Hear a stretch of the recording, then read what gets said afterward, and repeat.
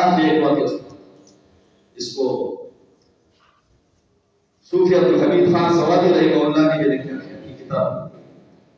ایک مولوی صاحب نے درس دیا صبح، اس میں بادشاہ کا بیٹا بھی بیٹھا ہوا تھا، اس نے کہا کہ پیغمبر علیہ السلام نے فرمایا من سمعت نجاح خاموشی کی نجات ہے۔ بادشاہ کے بیٹے نے اس حدیث پہ عمل کر دیا، اس نے بولنا چھوڑ دیا۔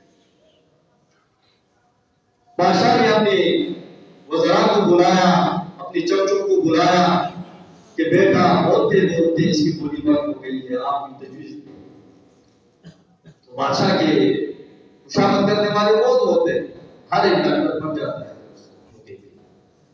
تو کسی نے کہا اس کا یہ علاج کرو، کسی نے کہا اس کا یہ علاج کرو۔ ایک نے کہا کہ صبح سویرے اس کو بات کے لیے بھیج دیا کرو شکار کے کہنے پر، تاکہ یہ تازہ آب و ہوا اس کی دماغ میں لگے تو ہو سکتا ہے کہ اس کی بولنے کی جو طاقت بند ہو گئی ہے ہو سکتا ہے بڑھ جائے گا۔ چلتے چلتے رکائے، غلام اس کے ساتھ کرتا، شام کو واپس آتا، غلام سے پوچھتا اس نے راستے میں کوئی بات کی، اس نے کہا آقا سلام کوئی بات نہیں، خاموشی سے جاتا ہے خاموشی سے۔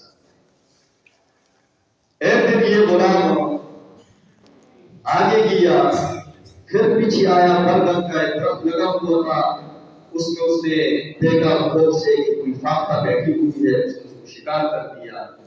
وہ فاختہ بہت جیسے اس نے شکار کیا تو اس بادشاہ کے بیٹے نے کہا صدقت یا رسول اللہ۔